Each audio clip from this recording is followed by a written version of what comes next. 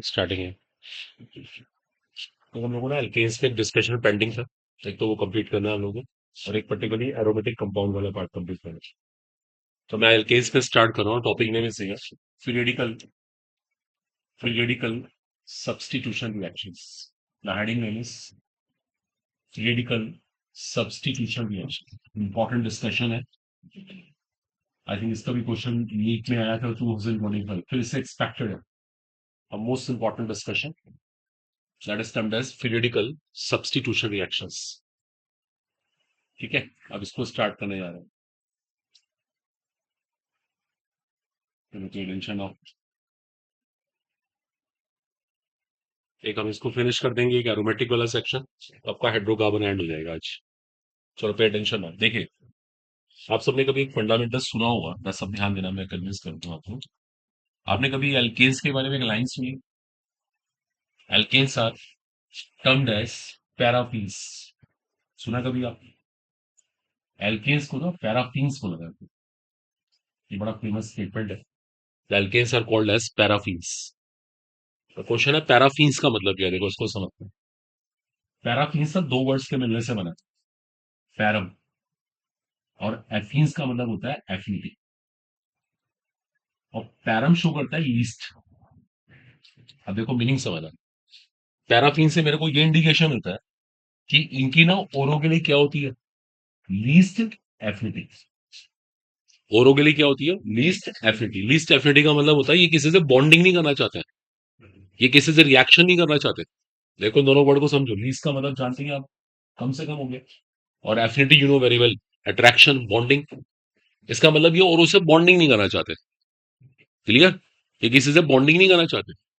इसका मतलब ये हुआ that is they have no interest to react. मैं सिंपल लैंग्वेज में ऐसे कह देता हूं, they have no interest to react.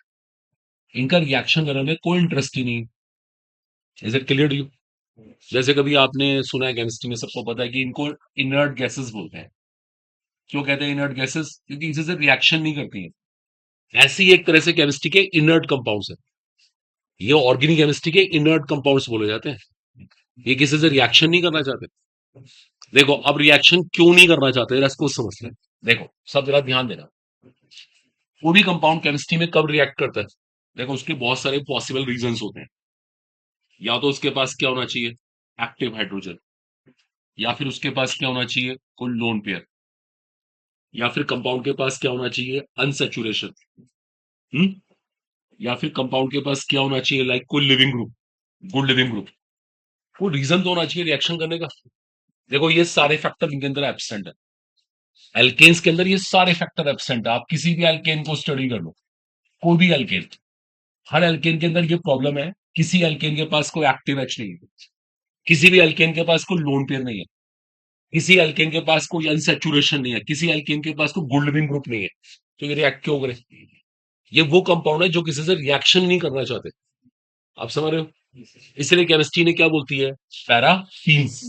देखो समझो, अब इसलिए इनको पैराफीन्स बोलते हैं, जो रिएक्शन नहीं करना चाहता, उसका इंटरेस्ट ही नहीं।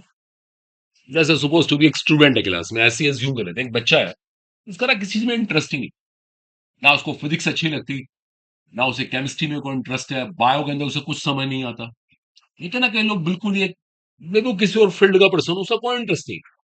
वो कह रहा मेरे लिए फिजिक्स केमिस्ट्री जूलॉजी बॉटनी सब बोरिंग है, मेरा कोई इंटरेस्ट नहीं, मैं नहीं पढ़ना चाहता। तो वही सेम स्टोरी यहाँ पर है। ऐसे कंपाउंड किसी से रिएक्शन नहीं करना चाहते। केमिस्ट्री ऐसे कंपाउंड्स को क्या बोलती है, पैराफिन्स। पैराफिन्स का साफ साफ मतलब होता है लीस्ट एफिनिटी फॉर अदर्स, जो किसी से बॉन्डिंग नहीं करना चाहे। बोलो क्लियर हुआ?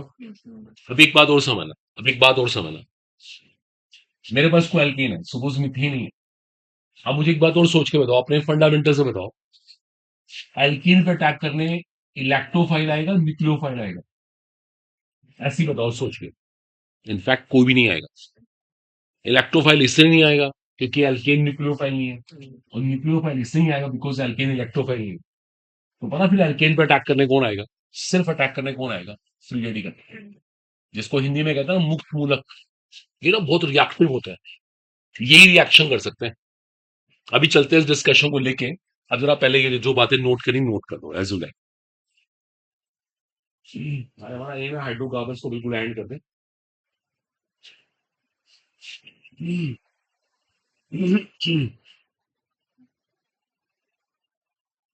Alkanes are termed as paraffins, बड़ा फेमस स्टेटमेंट है ये। एल्केन्स को पैराफिन्स बोला जाता है, और पैराफिन्स का मतलब होता है which have least affinity for others, जिनकी औरों के लिए लीस्ट एफिनिटी होती है। लीस्ट एफिनिटी का मतलब लीस्ट अट्रैक्शन, बॉन्डिंग नहीं करना चाहते, किसी तरह से कोई रिएक्शन करने में इंटरेस्ट नहीं है।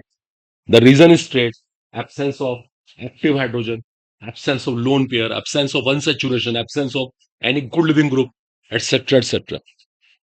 जितने भी रिएक्शन करने के रीजंस होते हैं ना, वो सारे यहाँ पे एब्सेंट है। बताओ फिर रिएक्शन कैसे होगी, मतलब ही नहीं। ठीक है ना, तो रिएक्शन करने में कोई इंटरेस्ट नहीं, नो इंटरेस्ट एट ऑल। इसलिए केमिस्ट्री ने ऐसे कंपाउंड का नाम बोला है paraffins, they are termed as paraffins. चलो सब अच्छे एग्री हो गए होपफुली, कोई इशू नहीं।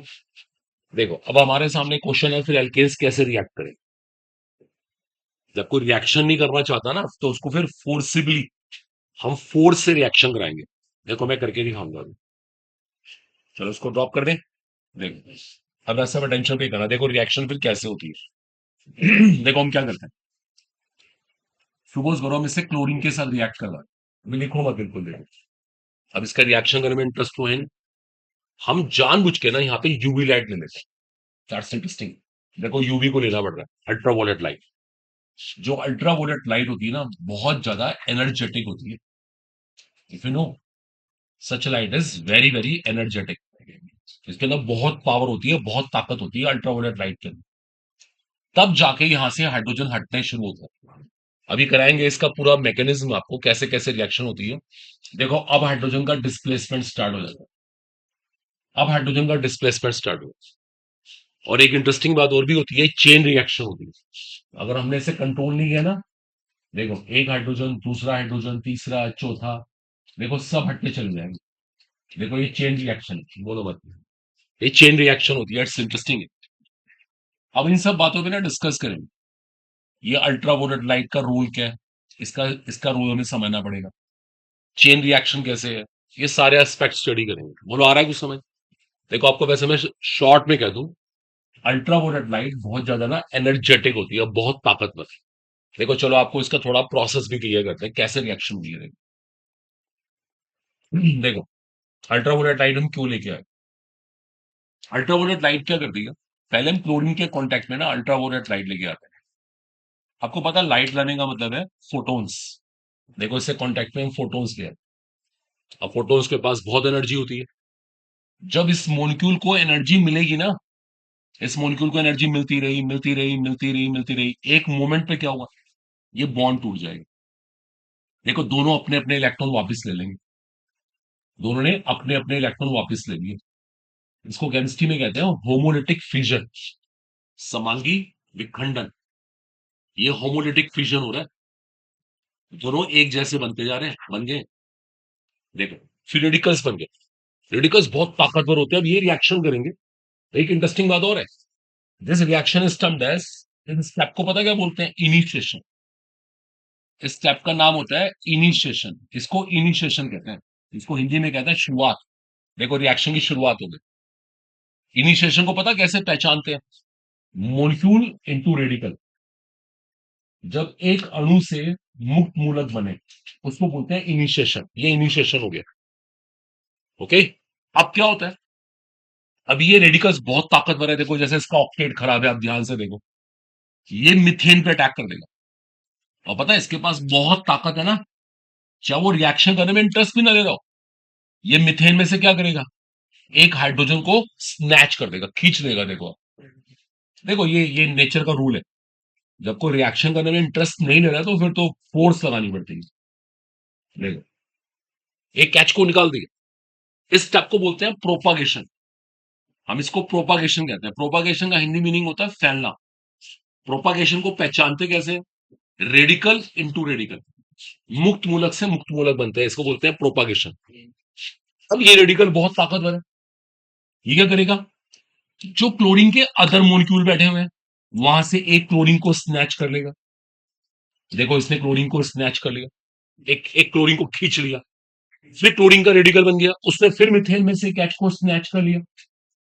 चलता रहेगा ये प्रोसेस, रेडिकल बनते रहेंगे, रेडिकल आगे स्नैचिंग करते रहेंगे। देखो ये चलता रहेगा। क्लोरीन का रेडिकल क्लोरीन मोलिक्यूल से भी क्लोरीन को स्नैच कर सकता है। That's interesting. देखिए चलता रहेगा ये सब प्रोपागेशन स्टेप है। ये भी प्रोपागेशन प्रोपागेशन प्रोपागेशन प्रोपागेशन, ये चलता रहेगा इस तरह से ना। प्रोपागेशन का मतलब होता है रेडिकल इनटू रेडिकल। देखो आप प्रोपागेशन को ऐसे पहचानेंगे, radical into radical, that's interesting. Initiation को ऐसे पहचानेंगे आप, मॉलिक्यूल इनटू रेडिकल। एग्री। और आखिरी स्टेप आएगा जिसको बोलते हैं टर्मिनेशन। चलो मैं अब इसको कर दूंगा, थोड़ा स्पेस नहीं मेरे पास है, चलो मैं यहां कर देता हूं। लास्ट स्टेप आता है, इसको कहते हैं टर्मिनेशन। टर्मिनेशन का मीनिंग होता है, टर्मिनेशन को हिंदी में कहते हैं एंड, टर्मिनेट कर दिया। पता टर्मिनेशन में क्या हुआ? टर्मिनेशन में रेडिकल से मोलिक्यूल बन जाते हैं। अब क्या हुआ? ये मुक्त मूलक बनते जा रहे हैं। आखिरी में क्या होगा? ये मुक्त मूलक क्या कर सकते हैं? देखो ये आपस में मिलकर मोलिक्यूल बना लेते हैं। जब सारे रेडिकल बन गए तो मोलिक्यूल रेडिकल मिलकर मोलिक्यूल बना लेते हैं। देखो ये सबसे लास्ट स्टेप होता है, सबसे आखिरी में आती है। देखो इस तरह से होता है, रेडिकल्स इनटू मोलिक्यूल। और भी पॉसिबिलिटी है, और भी पॉसिबिलिटी है। ये भी हो सकता है, इसको भी हम डिनाई नहीं कर सकते। कुछ एक्सटेंट तक ये भी हो सकता है, नो डाउट है। तो ये होता है फ्री रेडिकल डिस्प्लेसमेंट। अब इसको और थोरोली देखना पड़ेगा और इसके एस्पेक्ट देखने पड़ेंगे। देखो कितनी सारी बातें क्लियर हुई। यूवी लाइट का रोल क्या है? सबसे मेन बात है यूवी लाइट क्या करती है? रेडिकल्स बना रही है, मुक्त मूलक बना रही है, molecule into radical. That's interesting. देखो पहला स्टेप देखो आप, मोलिक्यूल इनटू रेडिकल, इसका नाम रखा हमने इनिशिएशन। आपकी बुक्स में ये क्वेश्चन होगा कि चारों में से इनिशिएशन स्टेप को ढूंढो, तो इनिशिएशन को आप पहचान इसके बेसिस पे करेंगे। प्रोपागेशन क्या होता है उसकी पहचान ऐसे करेंगे। टर्मिनेशन क्या होता है उसकी पहचान ऐसे करेंगे। ये मैंने आपको बता दिया। और ये जो प्रोपागेशन है ना, इसके अंदर बहुत सारी पॉसिबिलिटी है। एक मोमेंट ऐसा भी आएगा जब इसके जब इसका एक एच चला गया ना, अगले एच का नंबर आ जाएगा। क्लोरीन रेडिकल इसका एक एच और स्नैच कर लेगा। देखो एक और रेडिकल बन गया। तो चलता रहता है ऐसे ना, ये स्टेप होते रहते हैं। ओके, फिर गो, ये चलता रहेगा इस तरह से ना। तो नो डाउट है। चलिए इसे कॉपी कर लीजिए प्लीज, आप नोट कर लीजिए इसको अच्छे से। और ये चेन रिएक्शन होती है। चेन रिएक्शन को बोलते हैं हम लोग एक श्रृंखला अभिक्रिया। चलती रहती है रिएक्शन, तब तक सारे रिएक्शन हट जाए, रिएक्शन चलती रहती है। कर लीजिए, कॉपी कर लीजिए, इससे करना चाहते हैं। बहुत important reaction.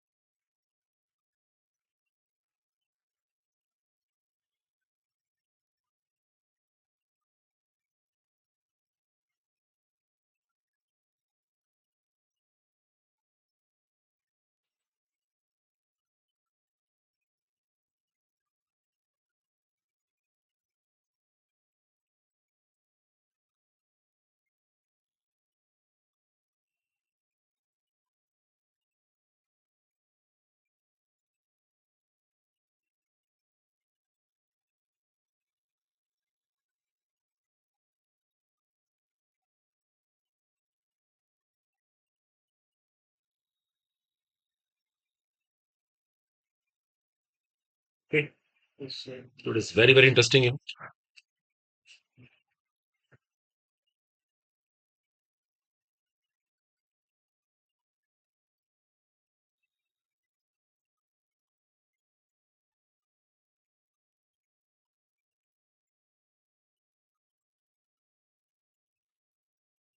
Initiation, propagation, termination, three step process है। आपको कभी भी आइडेंटिफाई करना हो कि इनिशिएशन कौन है, प्रोपागेशन कौन है, टर्मिनेशन कौन है, तो आप ऐसे आइडेंटिफाई कर सकते हैं। Molecule into radicals, radicals into radicals and radicals into molecules.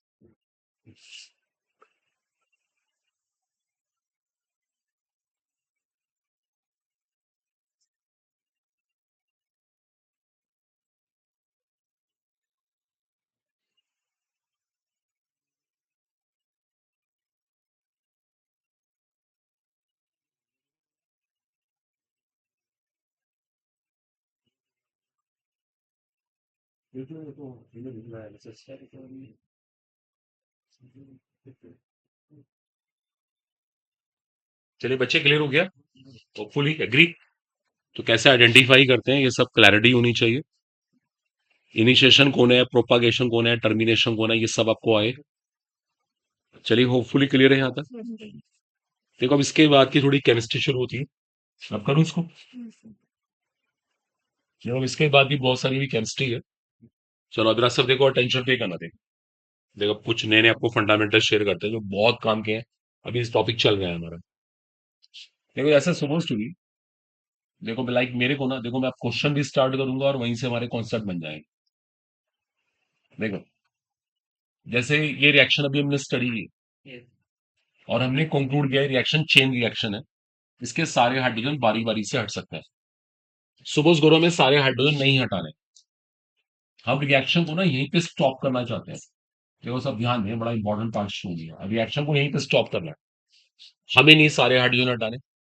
मैं ऐसे लिख देता हूं, if we require if we require only monohalogenation, if we require only monohalogenation, हमें सिर्फ मोनोहेलोजिनेशन चाहिए।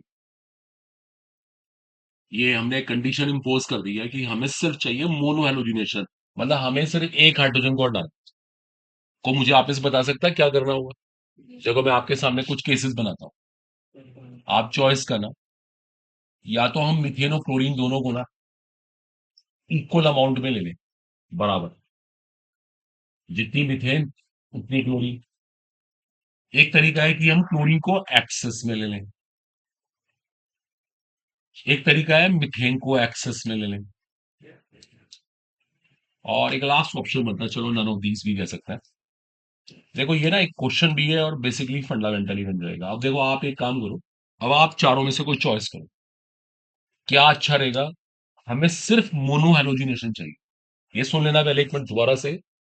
हमें सिर्फ एक एच का रिप्लेसमेंट चाहिए, एक एच, हमें सारे नहीं हटाना। बताओ क्या अच्छा रहेगा? सी, शी सेइंग सी। बाकी लोग भी सोच सकते हैं। इनको बराबर लेना अच्छा है, क्लोरीन को एक्सेस में लेना अच्छा है, मिथेन को एक्सेस में लेना अच्छा है, नन ऑफ दीज। चलो अच्छा, वाई रीजन दो। सर क्योंकि इसमें एक्सेस गैस एक्सेस को होने से वो ज्यादा हो गया, सेम वो कम हो गया, तो कम ही एच रिप्लेस हो गया। कम ही अच्छा प्लेस होंगे।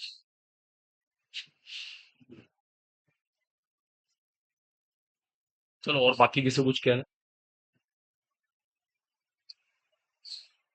क्या बेटर रहेगा? हमें सिर्फ एक एच का रिप्लेसमेंट चाहिए। देखो आंसर सी है, no doubt, she is right. लेकिन एक्सप्लेनेशन ठीक नहीं है कि कम रिप्लेस होंगे। चलो खैर नो प्रॉब्लम, मैं एक्सप्लेन कर दूंगा। चलो मैं एक्सप्लेन करता भी हूँ। देखो अब इसका हमारा जो आंसर रहेगा ना, if we require only mono halogenation, तो इस सेंटेंस को पूरा कर देंगे, alkane must be in excess. Alkane must be in excess, तो उसको हम इस तरह से कंप्लीट कर देंगे, if we require only mono halogenation, alkane must be in excess. मैं यहाँ पे कंप्लीट कर देता हूं, alkane must be in excess. अब सुनो क्यों, क्यों एल्केन को एक्सेस में होना चाहिए।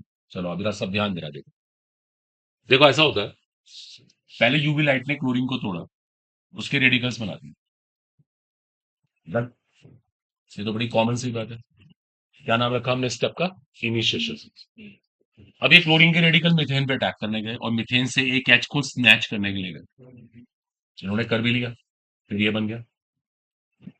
इस रेडिकल ने क्लोरीन में से एक क्लोरीन को स्नैच कर लिया, इसने दोबारा ऐसे बना दिया अपने आप को, फिर क्लोरीन का रेडिकल बना। देखो अभी यहाँ मैथ्स लगाना है आप, यहाँ लगती है प्रोबेबिलिटी। अब ये क्लोरीन का रेडिकल क्या करे, देखो मैं आप दो क्वेश्चन पूछूंगा, देखो सोच के बताना मेरे को। क्लोरीन के रेडिकल को अभी भी मिथेन में से एच स्नैच करना चाहिए या इसमें से एच स्नैच करना चाहिए? क्यों? Correct, very good. ये इसका आंसर था, ये एक्सिस में। देखो यहाँ लगती है प्रोबेबिलिटी, मैथ्स लगता है। जब ये चीज ज्यादा है और ये चीज ना के बराबर है, तो भाई यहाँ पे रिएक्शन होने के चांसेस कम है और यहाँ होने के चांसेस के ज्यादा। देखो ये तो मैथ्स है। जब कोई चीज एक्सेस में है तो वही तो चीज आपको मार्केट में मिलेगी। मान लेते हैं ऐसी इमेजिंग कर लो भाई, जैसे फॉर एग्जांपल जैसे आजकल का वेदर है, मार्केट में आपको इस टाइम मैंगो, आम की बात करें या एप्पल, ज्यादा क्या मिलेगा? एप्पल मिलेगा। ढूंढ लो मैंगो, कहीं मिलने का नहीं मिलेगा, रेयर केस में। उसका रीजन है इसका वेदर ही नहीं, इसका मौसम ही नहीं है आजकल। हाँ अभी ये 3-4 महीने गर्मी हो जाएगी, मई जून का टाइम होगा, एप्पल खत्म हो जाएगा, मैंगोज मिलेंगे। तो ये तो नेचुरल है। देखो जब चीज एक्सेस में है तो वहीं पे रिएक्शन होने के चांसेस ज्यादा। देखो शी वाज राइट है, नो डाउट, वेरी गुड। देखो ये इसका आंसर था, एल्कीन मस्किन एक्सेस। देखो हमारी प्रॉब्लम सॉल्व हो। ठीक है, अब ये वन बाय वन लेके चलेंगे, एक साथ लिख लीजिएगा। दूसरा पॉइंट पता क्या है, इस रिएक्शन में ना रोल सारा फ्री रेडिकल का है। आपने देखा रेडिकल केमिस्ट्री है, तो पता क्या होता है, बातें नहीं। अगर हम रेडिकल की स्टेबिलिटी कंपेयर करें तो आपको वही जीओसी वाला काम आएगा। 0.3 degree radical is more stable then 2 degree radical, is more stable then 1 degree radical. तो जो रेट ऑफ रिएक्शन रहेगा ना, रेट ऑफ रिएक्शन रहेगा हमारा वो 3 degree, more than 2 degree, more than 1 degree रहेगा। दैट्स अ रिएक्टिविटी ऑर्डर, इसको reactivity order बोलते हैं। ये अच्छा सबको आना चाहिए। दूसरी तीसरी बात और होती है, अगर हम हेलोजेंस की रिएक्टिविटी कंपेयर करें ना, अगर हेलोजेंस की रिएक्टिविटी कंपेयर करें तो फ्लोरीन आपको पता है मोस्ट रिएक्टिव होती है। अभी देखना इसके ऊपर और डिबेट होगी। फिर क्लोरीन, फिर ब्रोमीन, फिर आयोडीन। ये भी एस्पेक्ट आपको आना चाहिए। देखो ये डायरेक्ट क्वेश्चंस आएंगे आपको, रेट ऑफ रिएक्शन पूछेंगे, 3 degree, more than 2 degree, more than 1 degree, ये फ्री रेडिकल की स्टेबिलिटी के बेसिस पे। इसका बेस है स्टेबिलिटी ऑफ फ्री रेडिकल। यहाँ पे सारा काम काम जो कर रहे हैं वो फ्री रेडिकल्स की स्टेबिलिटी कर रहे हैं। ठीक है ना? बाकी मैं आपको भी समझा दूंगा। जो ये तीन फंडामेंटल लिखो, बड़े काम के फंडामेंटल थे। तीनों से ही क्वेश्चन बन जाता है। अभी और भी बातें बताने वाली हैं इस टॉपिक के अंदर, जरा इन तीनों को हाईलाइट करो प्लीज आप। राइट।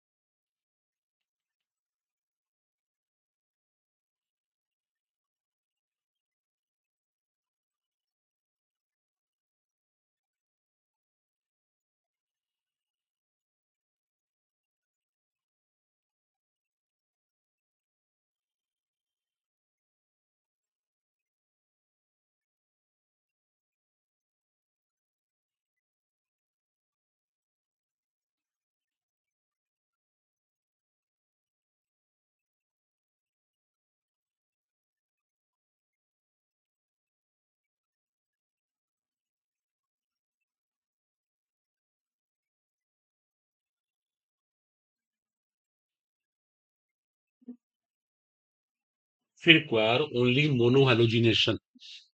अगर हम एक ही एच को रिप्लेस करना चाहते हैं तो alkane must be in excess. Rate of reaction I have discuss, 3 degree, more than 2 degree, more than 1 degree. Reactivity of halogens, अब इस पर और डिस्कशन हो जाएगा। Why is fluorine most reactive, इसका प्रूफ मिल जाएगा आपको। चलिए होपफुली क्लियर हो गया। ठीक है, देखो अगले स्टेप पे आते हैं। बताएं इसको। देखो अभी एक चीज और सीखनी है, बड़ी इंटरेस्टिंग है। सपोज करो ये मेरे पास एक एल्केन है और मैं ना इसका ब्रोमिनेशन परफॉर्म कर रहा हूँ। देखो ऐसा पोटेंशियल देगा ना, यूवी यहाँ प्रेजेंट है, मैं ना इसका ब्रोमिनेशन परफॉर्म कर रहा हूँ। ब्रोमिनेशन, जब मैंने इसका ब्रोमिनेशन किया, अच्छा आप देखो यहाँ पे दो पॉसिबिलिटी है। जब ब्रोमिनेशन कर रहे हैं तो एच यहां से भी हट सकता है, यहां से भी हट सकता है। दो रिजल्ट बन जाएंगे, आप मिल जाएंगे। देखो ये दो रिजल्ट मिल गए।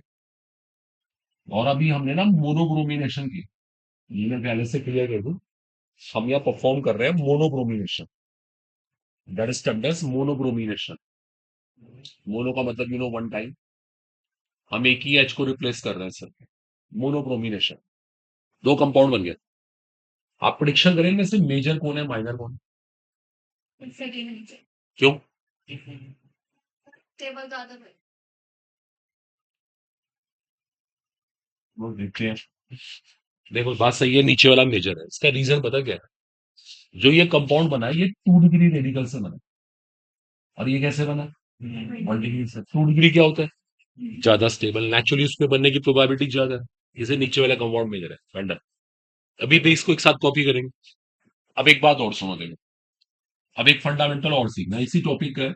यहाँ से क्वेश्चन शायद नीट में आया था, फिर आने के पूरे पूरे चांसेस है। और बिल्कुल कॉमन सेंस वाला टॉपिक है, मैथ्स लगाना है बस। आपके पास मीथेन है, आप सपोज करो इसका मोनो हेलोजिनेशन कर रहे हो। ये हमने पहले ही कंडीशन लगा दी है। आप कर रहे हो मोनो हेलोजिनेशन। मोनो का सब जानते ही हैं। एक कैच हटा के आपको एक हेलोजन लेके आनी है। आप बता सकते हैं इसमें कितने प्रोडक्ट्स बनेंगे? अगर हम करें मोनो हेलोजिनेशन तो कितने प्रोडक्ट्स बनेंगे? वन। क्यों वन? हाँ करेक्ट है, शी इज राइट। देखो सही कह रही है, सारे एच एक जैसे हैं। किसी को भी हटा लो आप, किसी को भी हटाओ, एक ही पॉसिबिलिटी है, एक ही प्रोडक्ट बनेगा। I think clear, well. अगर यहाँ पे इथेन होती तो तब भी एक ही बनता, क्योंकि सारे एच के हैं, एक जैसे हैं। देखो मैं लिख रहा हूं वन प्रोडक्ट, यहाँ भी वन प्रोडक्ट, ऐसे ही नीचे भी वन प्रोडक्ट। अगर यहाँ पे होती प्रोपेन तो दो प्रोडक्ट। क्यों? देखो देखो देखो, नेचुरली एक तो ये और ये तो दोनों सेम है, बीच वाला अलग है। दो तरह के हाइड्रोजन है, दो प्रोडक्ट्स बन जाएंगे। देखो यहाँ पे दो प्रोडक्ट्स बन जाते हैं।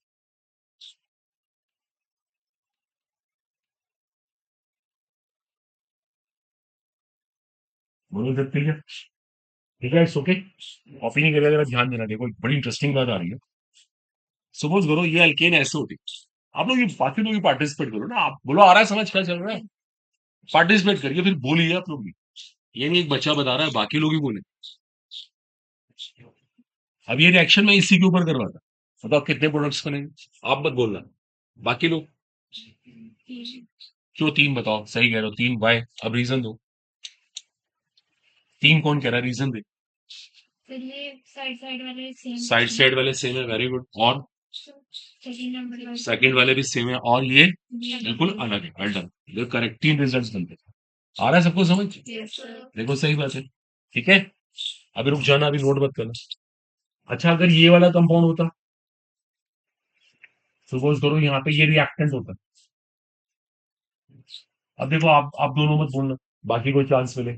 बताओ कितने प्रोडक्ट्स बनेंगे आप दोनों छोड़ के, बाकी लोग बोले। बताओ कितने बनते?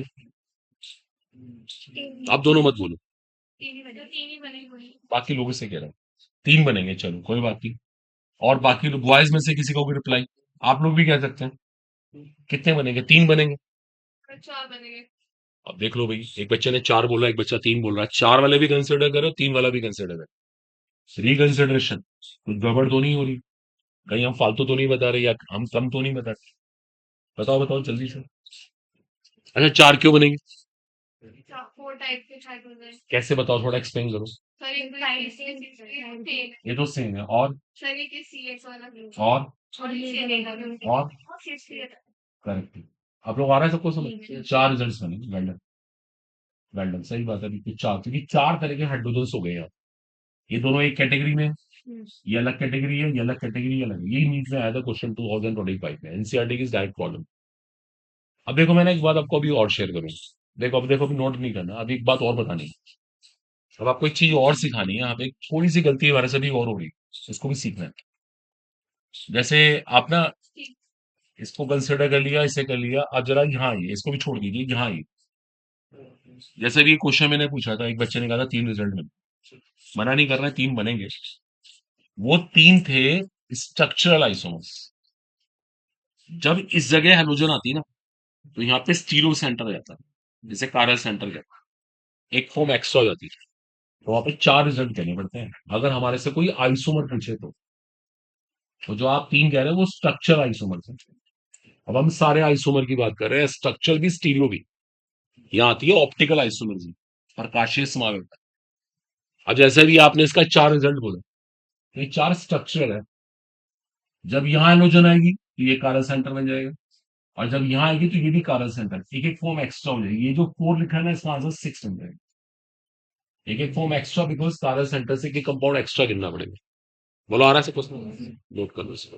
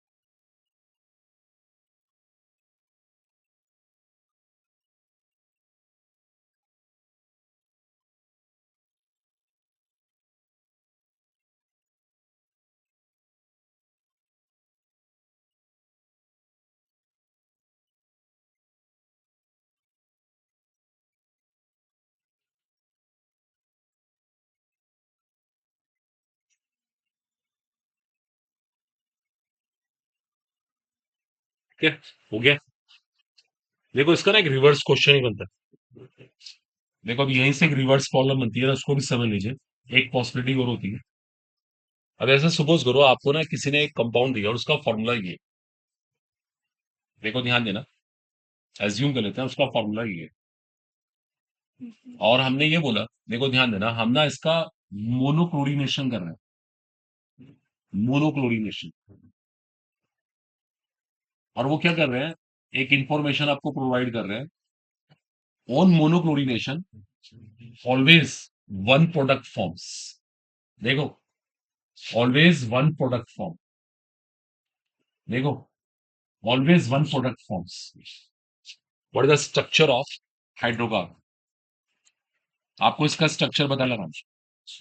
देखो ये कंडीशन बता दी मैंने, हमेशा एक ही प्रोडक्ट बनता है। जैसे भी आप क्या कर रहे थे, अब तक मैं आपको कंपाउंड देता था, आप नंबर ऑफ प्रोडक्ट्स निकालते थे। अब उल्टी सिचुएशन, इस बार मैं आपसे कह रहा हूं कि प्रोडक्ट कितने बन रहे हैं। मैं कह रहा हूं कि एक ही प्रोडक्ट बन रहा है, स्ट्रक्चर बना के दिखाओ। अच्छा, आप अब देखो, मैं चलो सिखा देता हूँ। आप ये बताओ, जैसे एक ही प्रोडक्ट बन रहा है, आपको इससे क्या पता लगा? सारे हाइड्रोजन सेम है, शी इज राइट। अब इसको इस तरह से अरेंज करना है कि सारे हाइड्रोजन सेम आए। इसका एक ही तरीका है, ये क्या बन जाए, साइक्लो पेंटेन। पेंटेन पांच कार्बन। देखो इसके सारे हाइड्रोजन सेम होते हैं, कहीं भी आप क्लोरीन लगा लेना, एक ही रिजल्ट आएगा। आ रहा है समझ? देखो एक पॉसिबिलिटी होती है, ऐसे क्वेश्चन बहुत आते हैं। एनसीईआरटी में लाइन लगा के प्रॉब्लम्स है, इनकी प्रैक्टिस करनी चाहिए।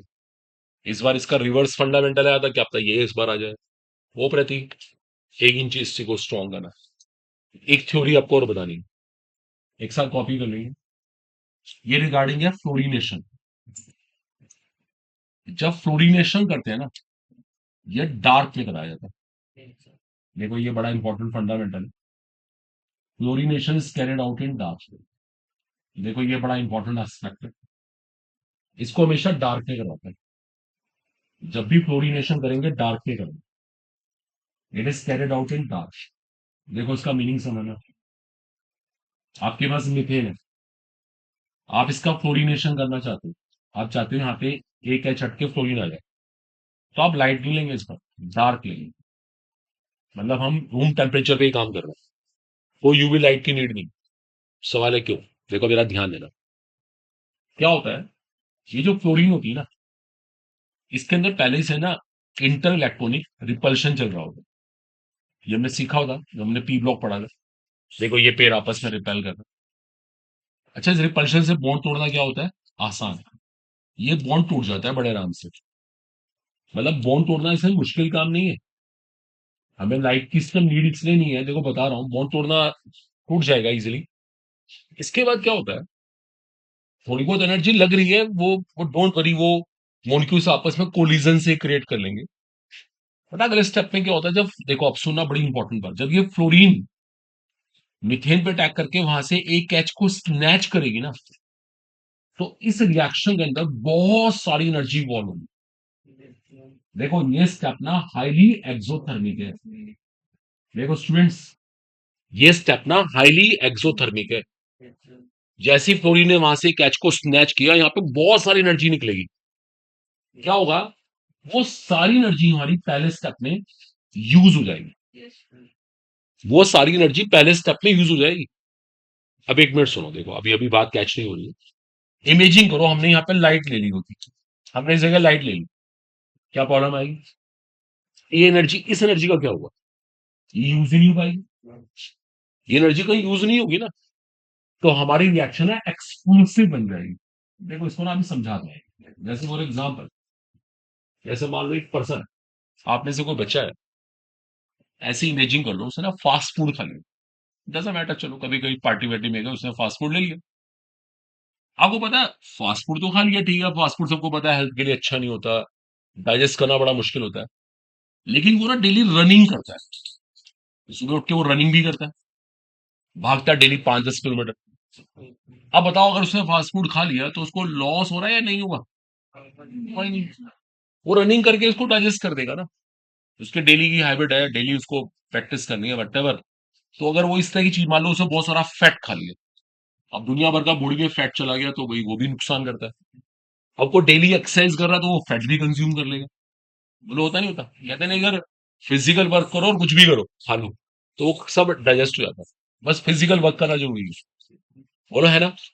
तो हमने वही तो किया। हमें इस एनर्जी को यूज करिए, इस एनर्जी को यूज कर लिया गया पहली रिएक्शन, पहले स्टेप में। इसे रिएक्शन को हमने किस में कराया? डार्क में। इमेजिंग करो, हम यहाँ पे डार्क नहीं लेते, लाइट ले लेते, कोई बात नहीं। इस एनर्जी का क्या हुआ, ये एनर्जी फिर हमारे हमारे एपरेटस में से बाहर आएगी, रिएक्शन को ना एक्सप्लोसिव बना देगी। बोलो, जैसे कभी देखा हो आपने, मान लो आप वो फ्रेंड है, अभी आपने देखा 2-3 महीने पहले तो बहुत पतला सा था, बहुत कमजोर सा था, और 2 महीने बाद बड़ा मोटा हो गया। तो आप बोलोगे यार ये क्या हो गया अभी?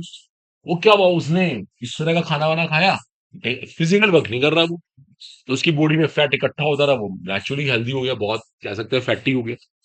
तो एनर्जी का यूज करना बहुत जरूरी है ना, तो इसको यूटिलाइजेशन के लिए रिएक्शन हमने किसमें कराई? डार्क में कराई। मैं इसको लिखवाऊंगा, मैं इसका रीजन दे देता हूं। It is carried out in dark because it's propagation step is highly exothermic. Its propagation step is highly exothermic. Highly exothermic. That is very very interesting. जो उसका प्रोपागेशन स्टेप होता है ना, वो हाईली क्या होता है? एक्सोथर्मिक होता है। इसलिए रिएक्शन को हम किसमें कराते हैं? डार्क में कराते हैं। Clear? Highly exothermic. Otherwise reaction becomes exclusive, में लिखवा दूंगा अपने वर्ड्स में, वो मेरा गाना। अब एक बात और सुनो, ऐसी जब आयोडीनेशन करते हैं, आयोडीनेशन, तो यहाँ पे एक ऑक्सीडाइजिंग एजेंट लेना होता है। देखो यहाँ पे एक ऑक्सीडाइजिंग एजेंट जरूरी है, ऑक्सीकरण। क्यों? देखो आपको पता है आयोडीन से कोई भी एटम सेटिस्फाइड नहीं होता। कोई आयोडीन से बॉन्डिंग करना पसंद नहीं करता। ये कार्बन कह रहा है मैंने बॉन्डिंग तो कर ली लेकिन मैं खुश नहीं हूं आई के साथ, हाइड्रोजन भी खुश नहीं हूं। तो क्या चांस होता है रिएक्शन कहीं रिवर्सिबल ना हो जाए। तो उसको बचाने के लिए हमें इसको हटाना पड़ता है। इसके हटाने के लिए क्या लेते हैं? ऑक्सीडाइजिंग ऑक्सीकरण, ये इसको हटा देता है। अब रिएक्शन बैकवर्ड हो ही नहीं सकती। अब रिएक्शन सिर्फ फॉरवर्ड होती है। ये मैं अपने वर्ड्स में लिखवाता हूँ, आप टेंशन मत लो। अब आप एक काम करो, एक तो ये मोनोक्लोरिनेशन वाला क्वेश्चन लिख सकते हो, घर जाके प्रैक्टिस भी कर सकते हो ऐसे क्वेश्चन की। ये लो आप करना चाहते हैं कर लीजिए एज यू लाइक। और इसका रिजल्ट मैंने आपको ये बताया। कर लो, ये जो ब्लू वाला पार्ट है आप कॉपी करना कर सकते हैं।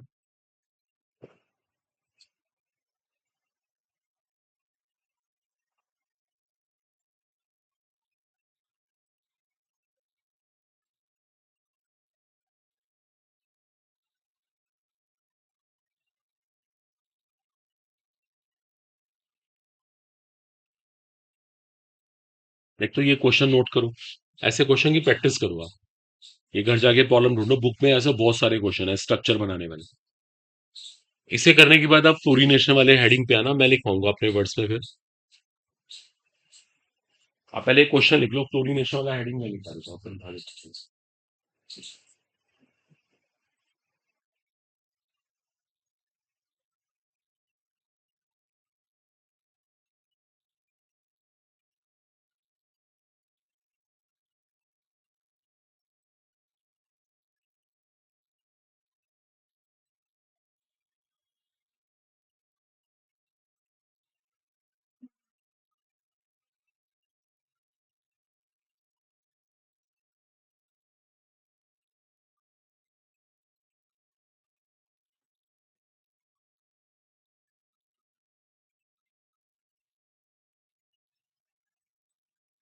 या तो लिखिए about fluorination. Fluorination is carried out in dark. Fluorination is carried out in dark. Otherwise, this reaction becomes exclusive. Otherwise, this reaction becomes exclusive. Fluorination is carried out in dark. Otherwise, this reaction becomes exclusive. Plus one. Exclusive.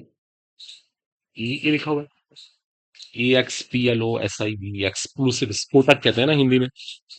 This reaction becomes exclusive. लिखो, थोड़ा सा extend कर देते हैं। देखिए actually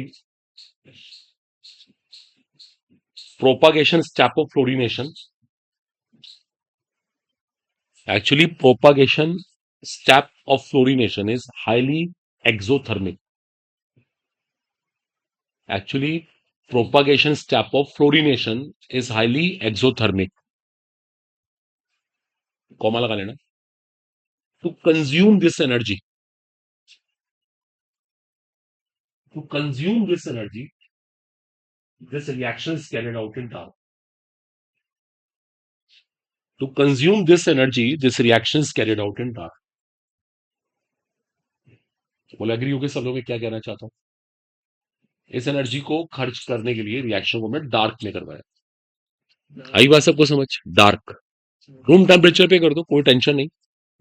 बोलो understanding बनी, ये इंपॉर्टेंट चीज है। अब लिखो लिखो रिगार्डिंग आयोडीनेशन। लिखो iodination. Iodination is carried out in the presence of an oxidizing agent.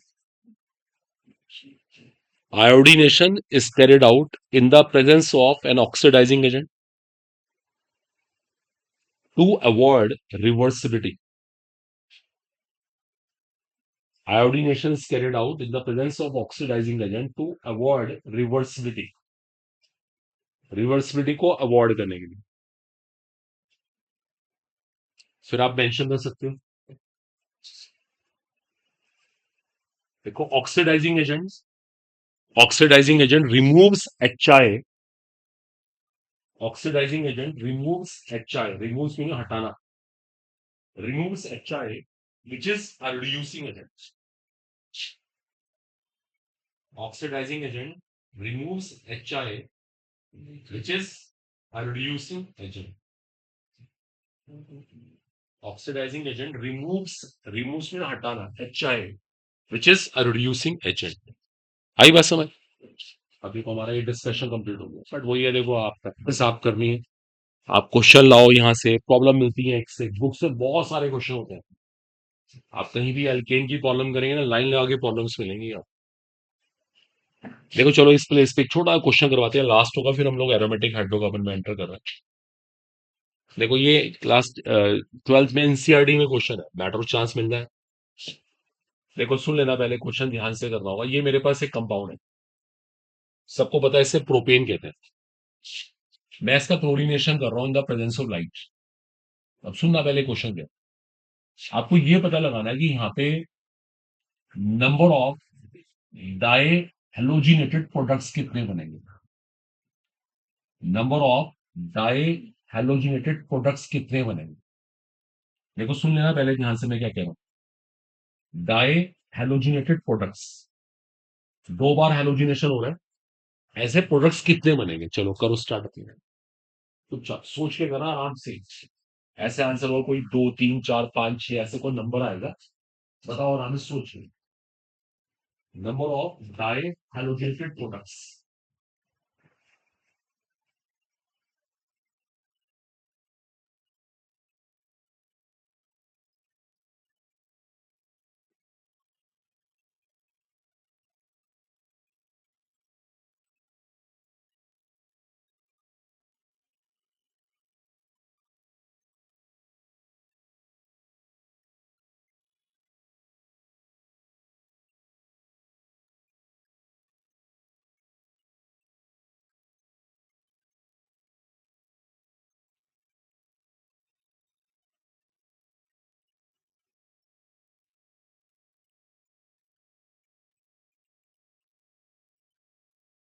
Number of di halogenated products, दो दो हेलोजन लगानी है आपको, ध्यान रखना है इस बात से।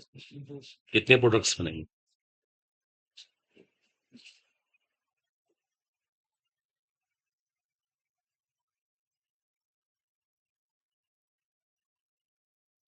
गर्ल्स पार्टी बॉयज होगा।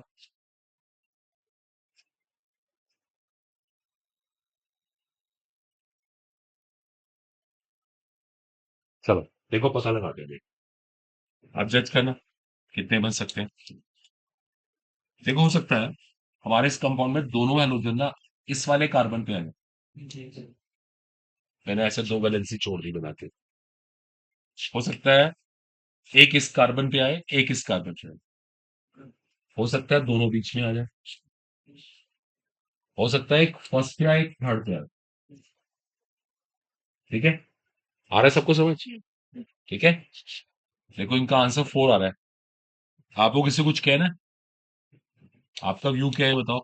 इनका इनका तो कहना है कि 4 आंसर आएगा, वैसे 4 बन भी रहे। हाँ ये सब देख लीजिए अपने, स्टीरो आइसोलेशन देख लीजिए, वो जो आपका मन करता है उसके अकॉर्डिंग बताइए। कहाँ, किस जगह है ये ये वाला। करेक्ट है, कुछ इज राइट, वेरी गुड। इसका आंसर 5 है। यहाँ कार्य सेंटर, यहाँ कार्य सेंटर है, यहाँ पे ऑप्टिकल आइसोमेरिज्म होगी, क्योंकि चारों वैलेंस से डिफरेंट ग्रुप सेटिस्फाइड कर रहे हैं। आंसर 5। कोई अगर बोले कितने स्ट्रक्चरल आइसोमर्स बनेंगे तो 4 कहेंगे, अदरवाइज 5। देखो ये क्वेश्चन है क्लास 12 की एनसीईआरटी के हैं, बोर्ड्स पे हैं, सब तक को मिल रहा है। लेकिन रैंक डिसाइडर क्वेश्चन हुआ, आपका सिलेक्शन करवा देगा और रैंक कहीं से कहीं चली जाएगी। अब ऐसे ये नहीं आप इसको रट के जाएंगे, ऐसे क्वेश्चन की प्रैक्टिस करनी होती है। बुक्स में ढूंढो, ये आपकी जिम्मेदारी है। प्रॉब्लम नहीं करेंगे तो ऐसे थ्योरी पढ़ने से बहुत फायदा नहीं होता, पहले बता दूं मैं। तो ये हमारी साइड से फिनिश हो गया, टॉपिक ही फिनिश हो गया। अब आपका एल्केन्स एल्कीन्स एल्काइंस सारा खत्म हो गया। अब मेरे को एरीन्स करना स्टार्ट, इसको भी निपटा देते हैं इसी क्लास में। नोट करिए हेडिंग नेम एरीन्स। एरीन्स को बोलते हैं एरोमेटिक हाइड्रोकार्बन्स। आपका हाइड्रोकार्बन फिनिश हो जाएगा, एरीन्स कहते हैं। टर्म्ड एज एरोमेटिक हाइड्रोकार्बन, जैसे बेंजीन टॉलीन ये सब कंपाउंड आएंगे। चलिए करते हैं एरोमेटिक हाइड्रोकार्बन्स। चलिए देखिए, पहले हम एक बात पे डिबेट करते हैं, एरोमेटिसिटी क्या होती है। देखो ये जीओसी का पार्ट है। चलो मैं रिपीट कर रहा हूँ, शायद आपने जीओसी की टीवी नहीं। एरोमेटिसिटी हिंदी में कहते हैं एरोमेटिकता। इस बात पे डिस्कशन करते हैं कि एरोमेटिक कंपाउंड क्या होता है। देखो आप मेरा सब ध्यान देना, बहुत इंपॉर्टेंट टॉपिक है। एरोमेटिसिटी ना तीन कंडीशंस के मिलने से बनती है बच्चों, तीन कंडीशन। पहली बात, एरोमेटिक कंपाउंड जितने भी होते हैं सारे के सारे क्या होते हैं, साइक्लिक। अब लिखिएगा नहीं, हिंदी में चक्रीय कहता है। जैसे को बोले मिथेन, क्या मिथेन कभी एरोमेटिक हो सकती है? इम्पॉसिबल, क्योंकि क्या नहीं है, साइक्लिक ही नहीं है ना। ब्यूटेन क्या कभी एरोमेटिक हो सकती है? नेवर, क्योंकि ये साइक्लिक ही नहीं है। पहले साइक्लिक होना जरूरी है। हर एक एरोमेटिक कंपाउंड साइक्लिक होता है, चक्रीय इसे बोलते हैं। जैसे सपोज करो, इमेजिन करो, आपने आपने सहारनपुर एक लैंड खरीदी, एक जमीन ले ली आप, आउटर में जमीन है। तो पहला काम आप क्या करोगे? करेक्ट, उसकी बाउंड्री बनवाएंगे। देखो उसकी बाउंड्री बनना बहुत जरूरी है। अगर हमने उसकी बाउंड्री नहीं बनाई ना, तो कोई भी उसको पता लगा किसी ने उस पर कब्जा वब्जा कर लिया। वो लोग करते ही नहीं करते। आप पहले कोशिश करिए उसकी बाउंड्री बनवा दी। उससे क्या होगा, फिर आप सेफ, अपना लॉक लगा दिए, अपना गेट लगा दिए। एग्जैक्टली यहाँ पे हर एक एरोमेटिक कंपाउंड साइक्लिक होता है, चक्रीय बोलते हैं इसको हिंदी में। फिर हर एक एरोमेटिक कंपाउंड प्लेनर होता है, प्लेनर, जिसको हिंदी में कहते हैं ना एक तलीय। देखो प्लेनर का मीनिंग समझना, प्लेनर क्या चीज होती है। प्लेनर का मतलब ये होता है, समझ रहे हैं, वैसे प्लेन सारे एटम ना एक प्लेन में होने चाहिए, एक प्लेन। जैसे बेंजीन ही हो, आपने देखा है बेंजीन की क्या खास बात है। बेंजीन का एक भी एटम ऐसा नहीं है जो प्लेन से बाहर जाता। जैसे मैंने अभी आपके सामने बेंजीन बना, तो ये पूरी की पूरी बोर्ड से चिपकी हुई है। कहते हैं ना बिल्कुल फ्लैट है, फ्लैट। फ्लैट तो आप जानते ही, बिल्कुल प्लेन। ऐसा नहीं हल्का से एक एटम बाहर आ गया या अंदर चला गया। प्लेन का मतलब यही तो होता है ना। अगर मान लो मैं ऐसे इसको टच करके देखूं, बिल्कुल प्लेन, दैट्स द पॉइंट है। प्लेनिटी होनी चाहिए, ये नहीं गड्ढे हो रहे हैं, ऊबड़ खाबड़ हो रही है, ऐसे डू प्लेन। तो प्लेनिटी इज नेसेसरी, इसका रीजन भी देंगे। अच्छा बताओ प्लेनिटी क्यों नेसेसरी है। बिकॉज अगर प्लेनिटी नहीं है तो रेजोनेंस कैसे होगा, डीलोकलाइजेशन कैसे होगा। डीलोकलाइजेशन ऐसे कंपाउंड में नेसेसरी है। तो प्लेनिटी जरूरी है। प्लेनिटी कोई कॉन्जुगेशन कहता है। देखो इसे कहते हैं जीओसी अपनी अच्छी करिए, जीओसी के बिना और भी मजा नहीं आता। हम कोशिश कर रहे हैं, लेकिन वो ये कि जब तक लॉजिक नहीं होगा मजा नहीं आता, वो है ना, आपके फंडामेंटल। प्लेनिटी नेसेसरी है। आप देखो बेंजीन के सारे कार्बन एक ही प्लेन में बैठे हैं, सब के सब एक ही प्लेन। अगर एक भी आउट ऑफ प्लेन चला जाए ना, तो खत्म हो जाए एरोमेटिसिटी। और तीसरा पॉइंट है, आपने जैसे एक छोटा क्वेश्चन है, देखो हमारी क्लास चल रही है, 100 बच्चे पढ़ रहे हैं, मतलब टीचर को पढ़ाने में कम मजा आएगा जब सब बच्चे एक ही लेवल के हों, एक कैडर। लेवल भी एक जैसा होना चाहिए ना। सारे एक जैसे बच्चे हैं, पढ़ाना आसान है। अब एक एक का माइंड कहीं और है, एक का माइंड कहीं और है, एक कुछ और सोच रहा है, कुछ और, तो ऐसे कैसे बड़ा टफ हो जाता है। कैसे उनको एक प्लेटफॉर्म पे लाया जाए। तो ऐसे ही प्लेनेटरी नेसेसरी है। और तीसरी बात पता क्या है, ओबेस हकस रूल। उसको हक्कल के रूल का पालन करना पड़ता है, हक्कल का नियम। सुना आपने हक्कस रूल? हक्कस रूल का मतलब होता है इतने पाई इलेक्ट्रॉन्स होने चाहिए, इतने पाई इलेक्ट्रॉन। एन की वैल्यू यहाँ पे क्या है, 0 1 2 3 4 एंड सो। अगर आपने एन को 0 रखा तो 2 पाई, 1 को रखा तो 6 पाई, 10 पाई। ऐसे पाई इलेक्ट्रॉन्स भी होने चाहिए, ऐसे पाई इलेक्ट्रॉन्स भी होने चाहिए। 2 पाई, 10 पाई, 6 पाई, 14 पाई, फॉर्मिंग अ साइक्लिक लूप। ये इलेक्ट्रॉन ना साइक्लिक लूप में होने चाहिए, साइक्लिक लूप। अभी हम इस बात पे डिस्कशन करेंगे। जरा इन तीनों कंडीशन को हाईलाइट करो। जब तक ये तीन कंडीशन फुलफिल नहीं होगी ना, एरोमेटिसिटी में आई, ध्यान रखिएगा इससे।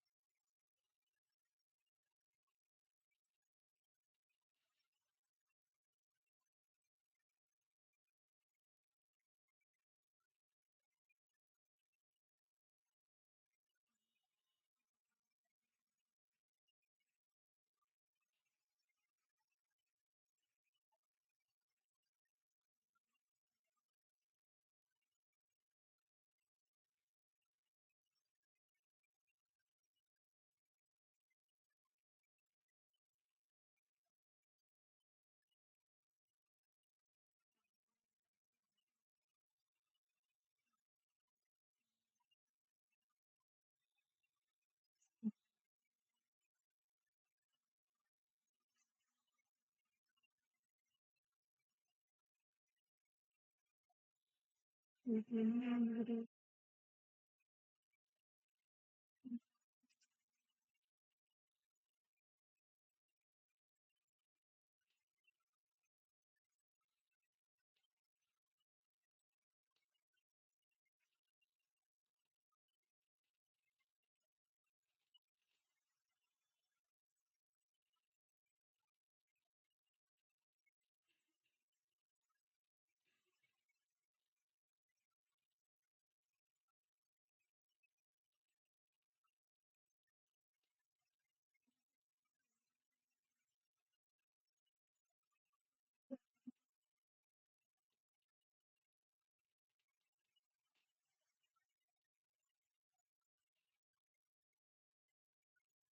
सो बात, ये सारी कंडीशन को फुलफिल होगी तो कंपाउंड एरोमेटिक होगा, अदरवाइज नहीं।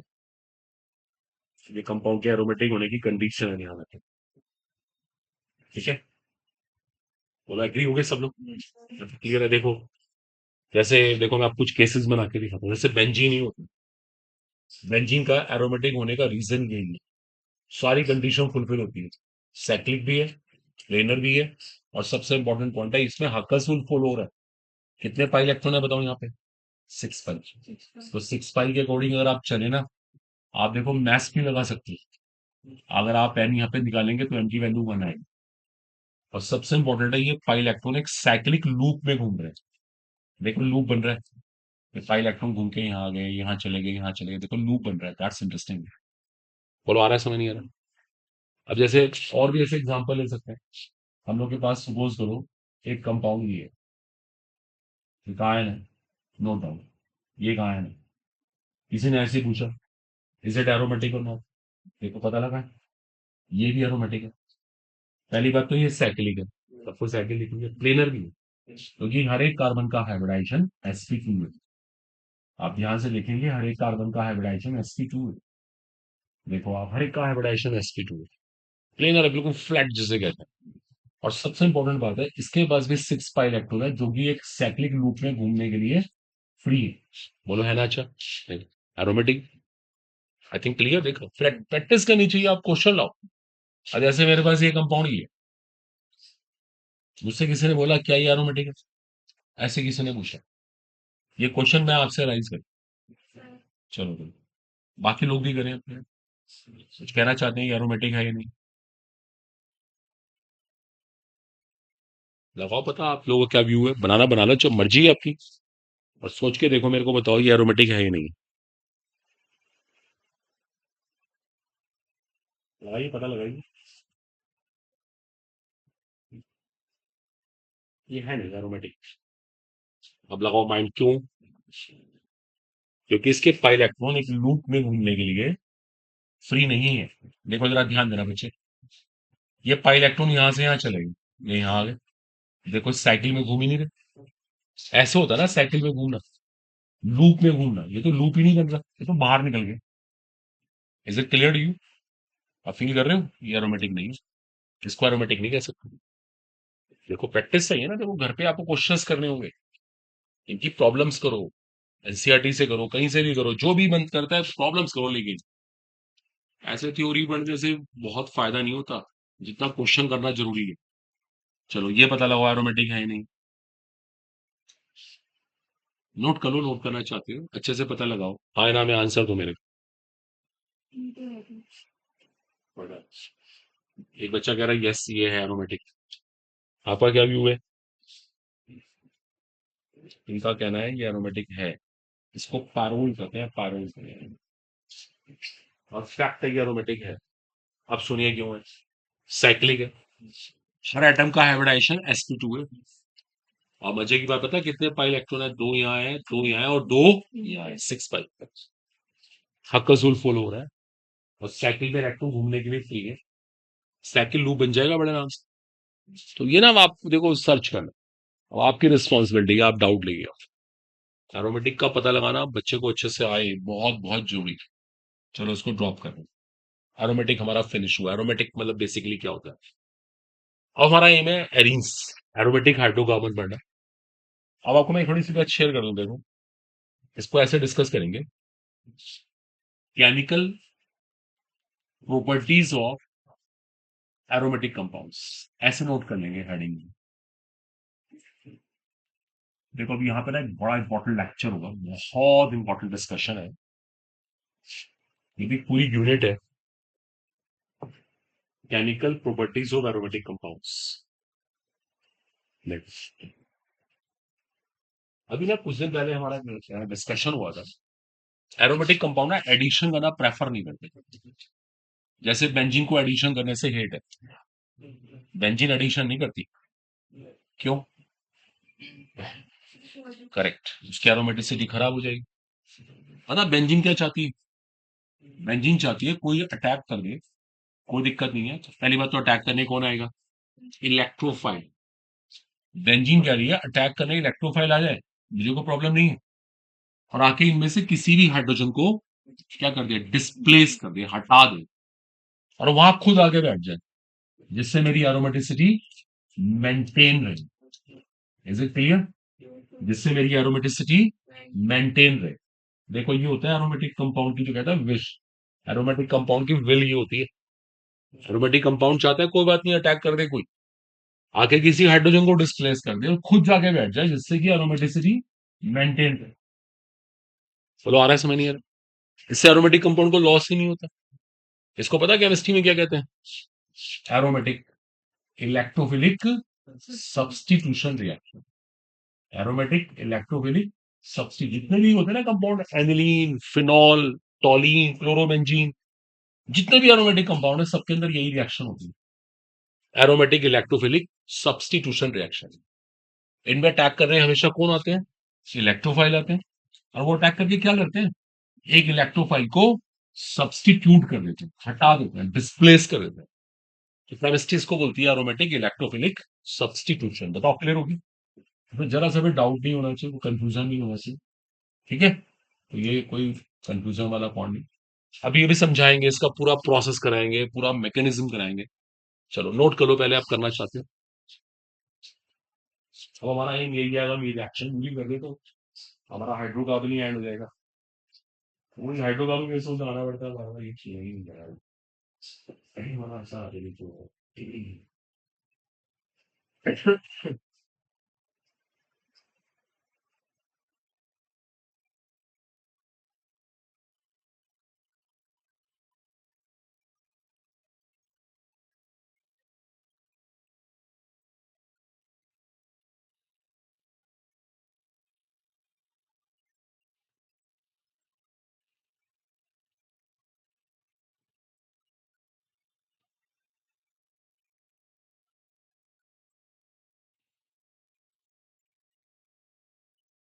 फिर बच्चे क्लियर हो गया?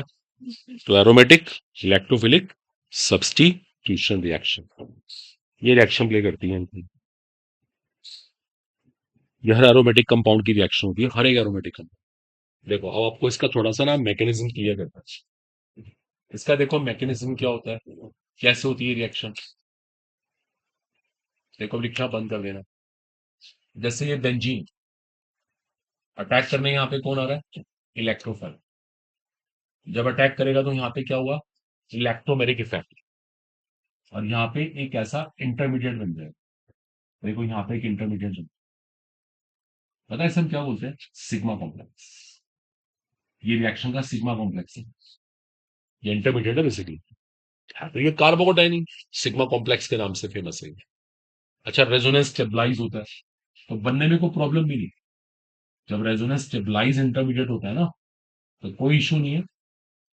ओके, देखो ये, देखो रेजोनेंस स्टेबलाइज है, सबसे मेन बात है ये रेजोनेंस स्टेबलाइज है। इसकी सबसे खास बात ये है, देखो रेजोनेंस स्टेबलाइज है, दैट्स वेरी इंटरेस्टिंग।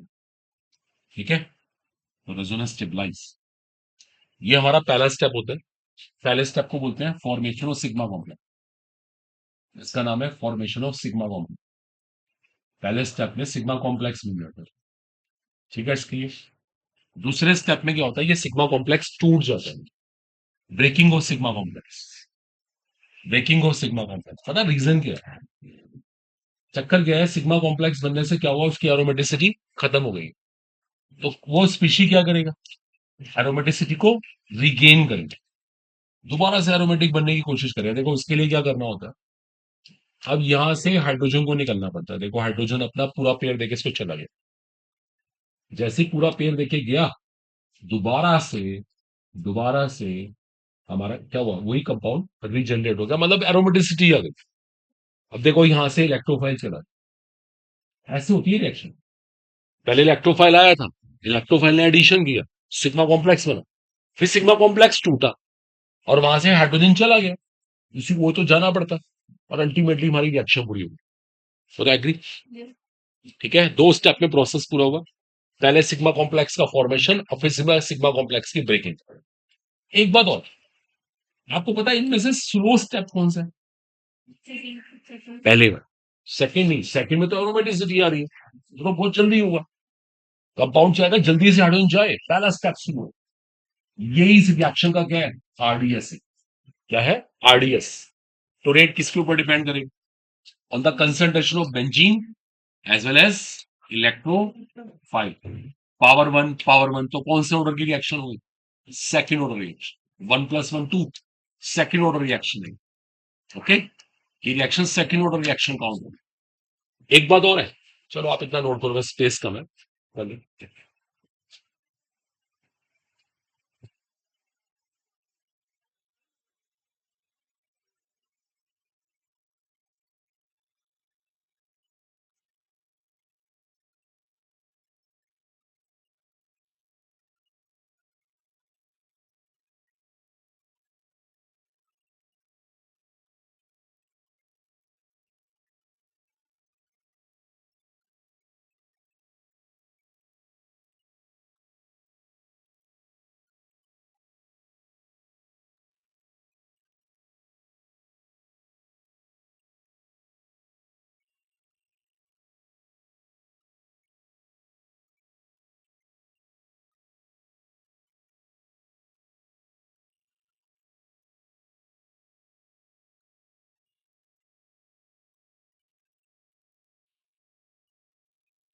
सर आ जाएंगे ना, आप जल्दी से अपनी ऑर्डर खत्म करो, पहले बताया था।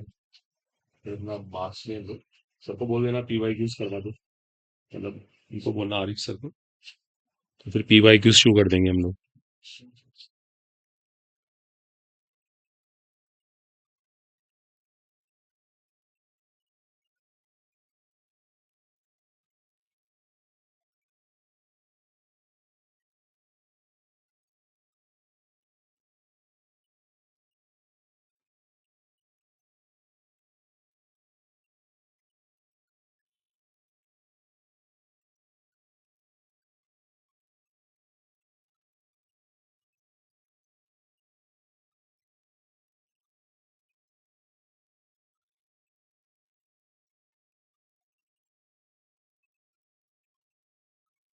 जी, सब अच्छे बने। ये टू स्टेप प्रोसेस है आपके सामने के लिए। पहले सिग्मा कॉम्प्लेक्स बनना, फिर सिग्मा कॉम्प्लेक्स की ब्रेकिंग होनी। एक बड़ी इंपॉर्टेंट बात और रहेगी, जो रिएक्शन का रेट होगा, रेट वो किसके ऊपर डिपेंड करेगा?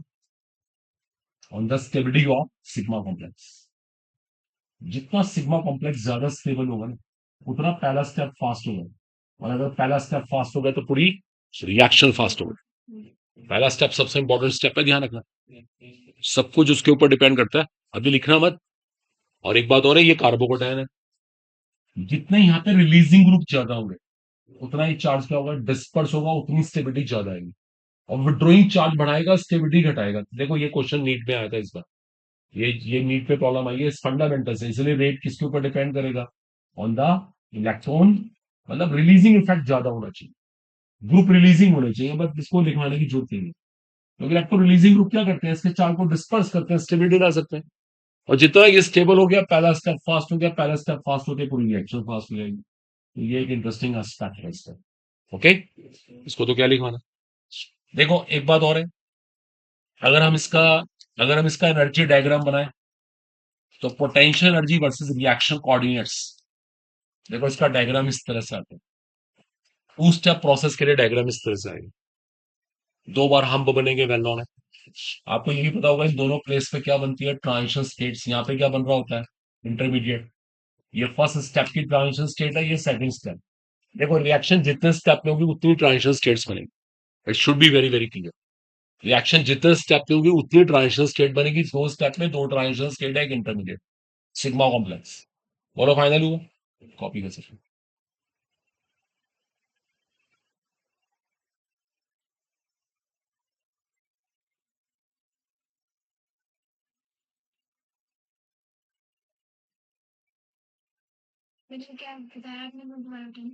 पोटेंशियल एनर्जी, ये इंटरमीडिएट है, हाई एंड इंटरमीडिएट, ये ट्रांजिशनल स्टेट्स है। जितने स्टेप में रिएक्शन होती है उतनी बनती है transitional state. Two step reaction है, दो ट्रांजिशनल स्टेट बनेगी।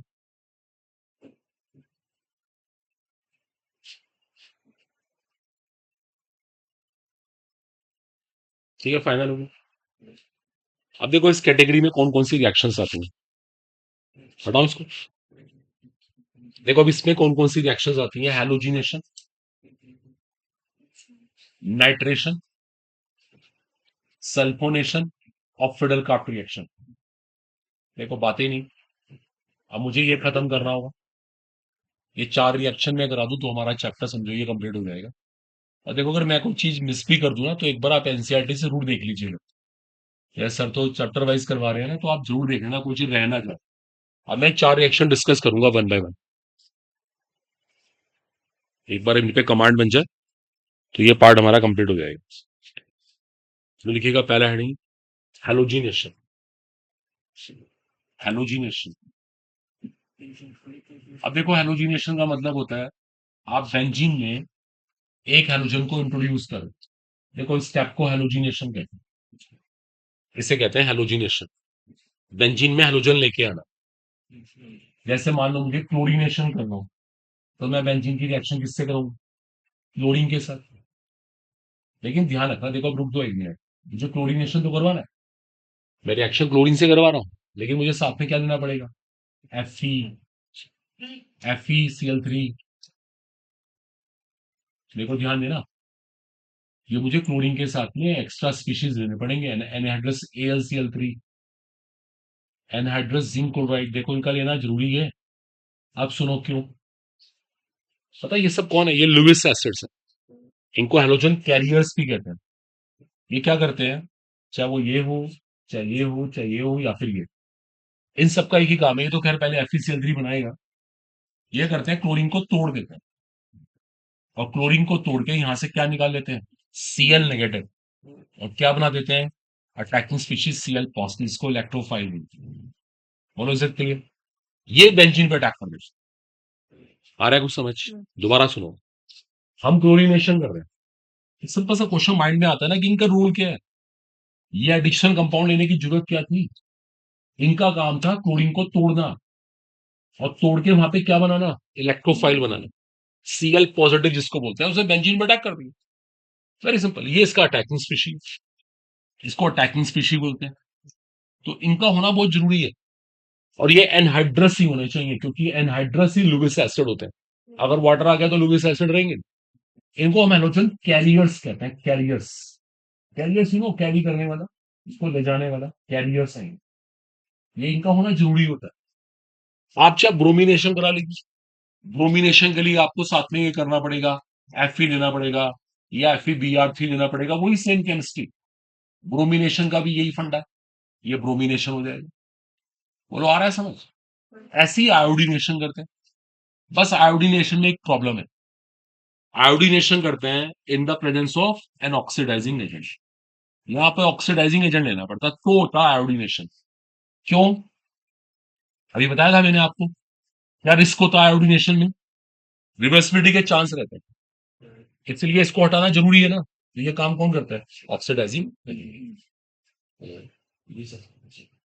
हेलो, ये कुछ नहीं, मेरे कॉल, हाँ पहले काम था मुझे इसका, वो मैं कर रहा हूँ।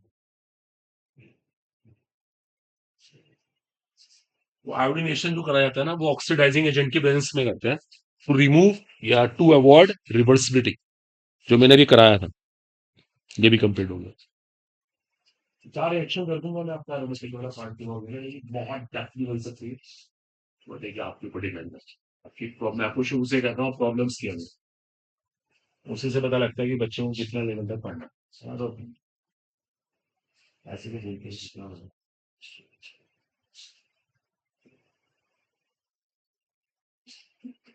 क्लोरीनेशन, ब्रोमिनेशन, आयोडीनेशन, आप कुछ भी कर सकते हैं।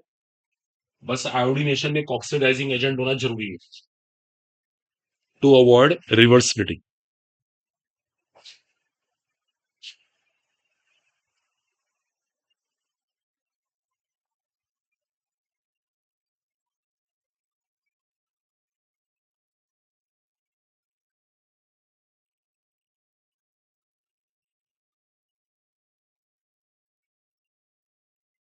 बोलो क्लियर है?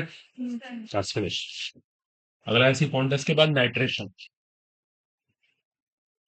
अगर आपको नाइट्रेशन करना है ना, देखिए, देखो नाइट्रेशन का पहला मीनिंग होता है कि आप बेंजीन में क्या लेके आ रहे हैं, नाइट्रो ग्रुप। इस स्टेप को नाइट्रेशन कहते हैं। देखो, अब नाइट्रेशन करने के लिए क्या करना होता है, नाइट्रेशन का अटैकिंग स्पीशी एक्चुअली ये होता है। देखो ये बहुत इंपॉर्टेंट है, अटैकिंग स्पीशी सबको बताओ।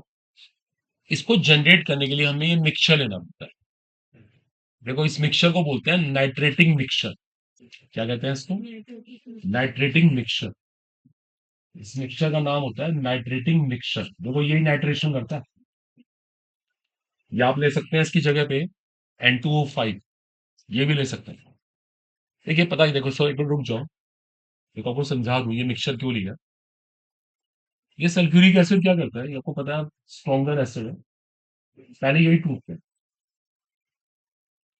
फिर ये आयन क्या करता है, नाइट्रिक एसिड पे अटैक कर देते हैं, और ये आयन नाइट्रिक एसिड का प्रोटोनेशन कर देता है। देखो प्रोटोनेशन हो गया, इससे ना ऑक्सीजन के ऊपर चार्ज अनफेवरेबल हो जाता है, और उसको यहां से लिविंग ग्रुप बनकर भागना पड़ता है। एक सेकेंड, देखो उसको लिविंग ग्रुप बनके जाना पड़ेगा। अब ये वाटर बनके यहां से जा रहा है, देखो ये लिविंग ग्रुप बनके जा रहा है, और जैसे ही गया, यहाँ पे ये इलेक्ट्रोफाइल जनरेट हुई, नाइट्रोनियम है। बस ये बेंजीन पे अटैक कर देते हैं। So what forms nitrobenzene. लेकिन एक बात सुनो, ये बात पूछी जाती है कंपटीशन में, इस मिक्सचर में नाइट्रिक एसिड कैसे काम कर रहा है? पता कैसे काम कर रहा है? एज अ बेस काम कर रहा है। आपने देखा इसने प्रोटोन से बॉन्डिंग करी, H प्लस आयन से बॉन्डिंग करने का मतलब it is working as a base. ये एज अ बेस काम कर रहा है। ये आईआईटीज में आया तो क्वेश्चन है, देखो क्या पता आपको नीट के अंदर सच मिल जाए। मैंने पहले बोला पीवाईक्यूज करना शुरू करो, पता लगता है कि हमें क्या पढ़ना है, क्या लेवल मेंटेन करना है। बहुत इंपॉर्टेंट है ये, इसको भी अच्छे से कर लो। अच्छा इसको मैं ऐसे ब्रेक कर सकता हूँ, इसको मैं ऐसे ब्रेक कर सकता हूँ, ये इन दोनों के मिलने से बना होता है N2O5।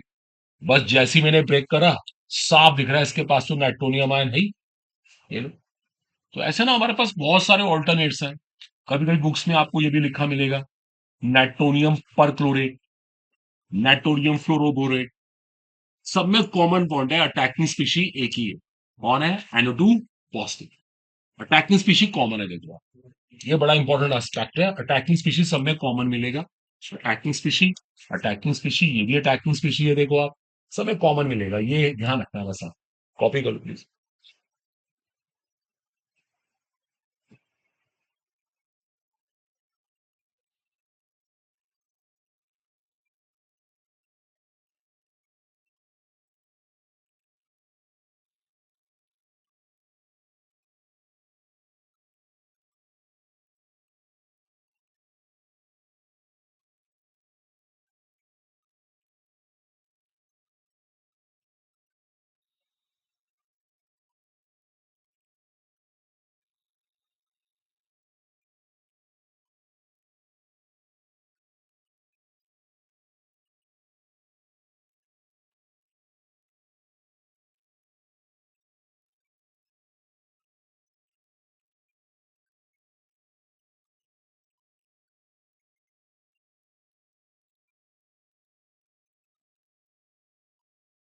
ठीक है, फिनिश्ड के भी। चलो कॉपी करो। तो हालोजिनेशन, नाइट्रेशन, दो रिएक्शन हमारी कंप्लीट होगी। ठीक है, इसके बाद है सल्फोनेशन। सल्फोनेशन का जो अटैकिंग स्पीशी होता है ना, देखो वैसे सल्फोनेशन किससे करते हैं? With fuming sulphuric acid. आपको देना पड़ेगा फ्यूमिंग सल्फ्यूरिक एसिड। और यहाँ बनता है बेंजीन सल्फोनिक एसिड। इसका जो अटैकिंग स्पीशीज देखो बहुत सरप्राइज है भाई, हैलोजिनेशन का अटैकिंग स्पीशीज ये था, नाइट्रेशन का ये था, लेकिन इसका पता है अटैकिंग स्पीशीज कौन है? जस्ट SO3, एक न्यूट्रल इलेक्ट्रोफाइल है। देखो ये न्यूट्रल इलेक्ट्रोफाइल है, ये इसका अटैकिंग स्पीशीज है, ध्यान रखना इस बात। बच्चे ये सोचते हैं इसका अटैकिंग स्पीशीज ये होगा, ये नहीं होता। रिमेंबर ये इसका अटैकिंग स्पीशीज है SO3। इसको अच्छे से हाईलाइट कर लूं, ठीक है। मोस्ट मोस्ट इंपॉर्टेंट आने के आया बड़ा समझो, बस यही आना है।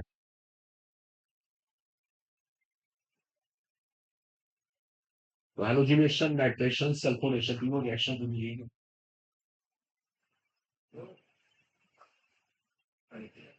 क्या ये भी कर लीजिएगा, हैलोजिनेशन, नाइट्रेशन, सल्फोनेशन।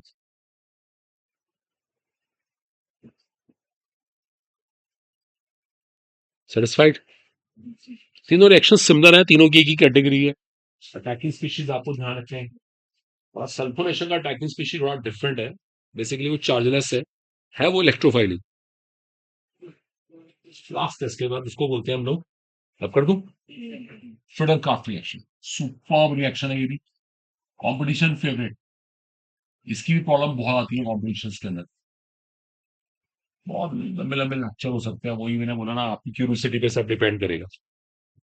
देखो अब रुको जरा, फिडर काफ रिएक्शन काम क्या है, ये एक मेन रिएक्शन है। ये दो काम करती है, ये तो एरोमेटिक कंपाउंड्स का एक तो एल्काइलेशन करती है, और क्या करती है? एसाइलेशन करती है। देखो नोट मत करना, एरोमेटिक कंपाउंड्स का एल्काइलेशन, एसाइलेशन। एल्काइलेशन का मतलब होता है आप एरोमेटिक कंपाउंड में क्या लेके आ रहे हो? एल्काइल ग्रुप, इसको एल्काइलेशन कहते हैं। अब यार कुछ भी हो सकता है, मिथाइल, इथाइल, आइसोप्रोपाइल, टर्शोब्यूटाइल। और एसाइलेशन किसको बोलते हैं, क्या लेके आना इसमें? Acyl group. देखो इसको एसाइलेशन कहते हैं। एक्चुअली ये ग्रुप होता है एल्काइल, ये ग्रुप होता है एसाइल। अगर आपने इसको इंट्रोड्यूस किया तो क्या कर दिया? एल्काइलेशन। और इसको इंट्रोड्यूस किया तो क्या कर दिया आपने? एसाइलेशन। तो दो रिएक्शन होती है, एल्काइलेशन, एसाइलेशन। बोलो सर क्लियरली? तो इस पर्पज से यूज करते हैं, अभी नोट मत करना। पता है एल्काइलेशन का, एल्काइलेशन में रिएजेंट क्या लेते हैं? एक एल्काइल क्लोराइड, साथ में एनहाइड्रस AlCl। और पता है एसाइलेशन में क्या लेते हैं? एसाइल क्लोराइड, साथ में एनहाइड्रस AlCl।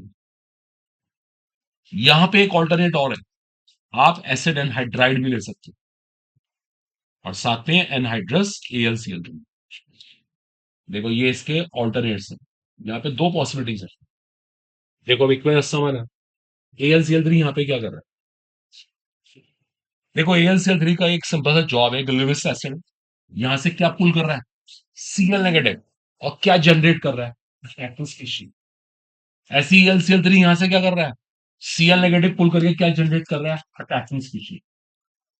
ऐसी AlCl3 यहां से पुल करके इसको क्या जनरेट कर रहा है? Attacking species. AlCl3 का बहुत इंपॉर्टेंट काम है। AlCl3 तो अटैकिंग स्पीशीज क्रिएट करने में हेल्प कर रहा है। अगर AlCl3 तो अटैकिंग स्पीशीज बनाया कैसे? और क्लोराइड गुड लिविंग ग्रुप वैसे होते हैं, इनको निकालना बहुत आसान होता है। ये इनके अटैकिंग स्पीशीज है, ध्यान रखना। नोट करो जरा इसको।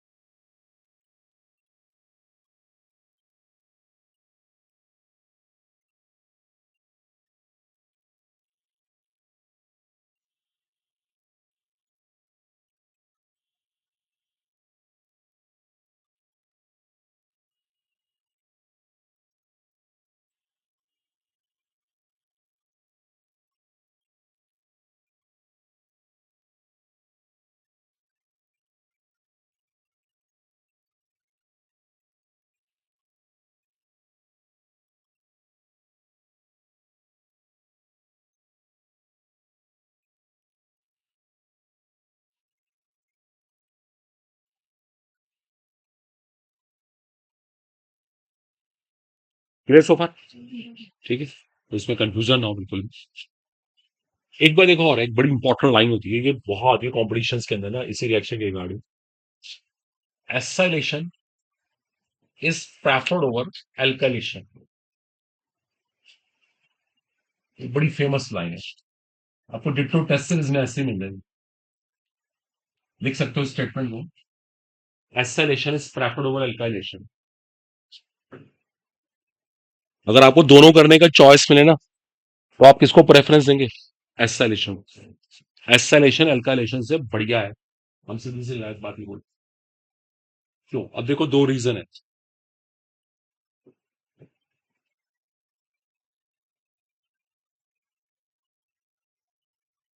देखो, पहला रीजन पता है क्या? ये होता है एल्काइल कार्बोकेटाइन। इसमें क्या रिस्क होता है?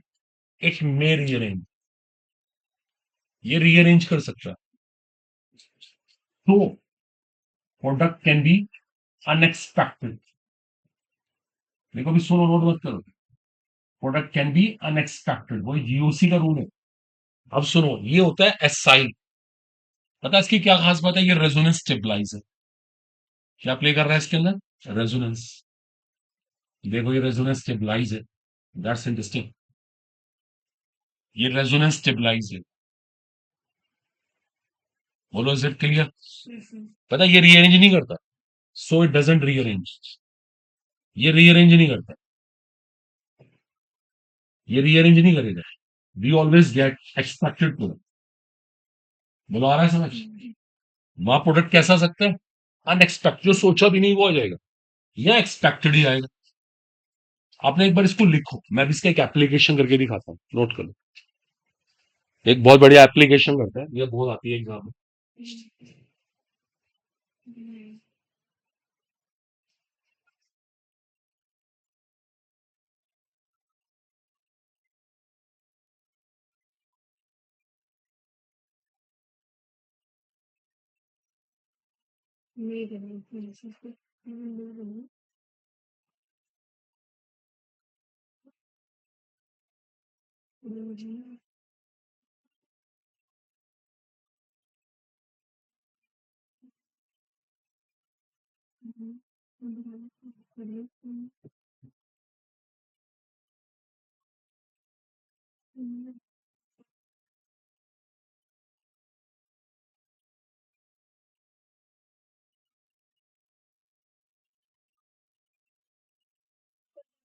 अगली सुबह क्लियर? करो करो, कॉपी करो। देखो, इसका एक बहुत अच्छा प्रूफ देंगे आपको ना। इसमें रीअरेंजमेंट नहीं होता ना, तो हमें जो हम चाहते हैं वही प्रोडक्ट बनता है।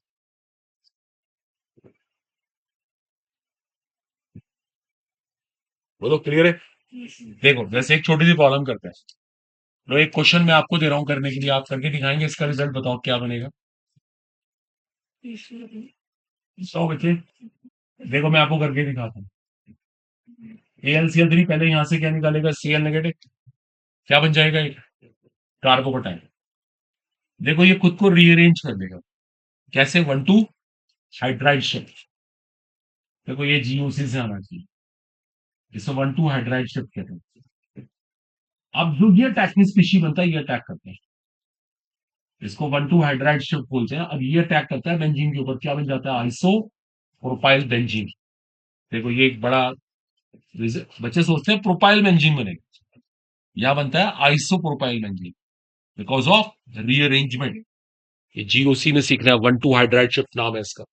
यही तो सबसे मेन है, देखो यही तो कंपटीशन है। इन चीजों को अच्छा करो अपना, तो नोट कर लो इसको। इसलिए एसाइलेशन एल्काइलेशन से अच्छा है। एसाइलेशन में ऐसा कुछ होता ही नहीं है, एसाइल कार्बोकेटाइन रीअरेंज ही नहीं करता, एल्काइल कर लेता है।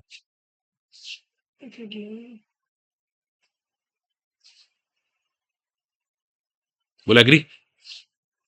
और एक बात आपको मैं और शेयर कर दूं, एल्काइल में एक रिस्क और होता है एल्काइलेशन में, जो नोट कर लो पहले। अब इसका आंसर ये है, आइसोप्रोपाइल बेंजीन बोलते हैं इसको। आता था आपको ही पहले से? हाँ, देखिए देखिए, अगर नहीं आता तो सीखिए, कोशिश करिए, जियो से स्ट्रॉन्ग करिए अपना।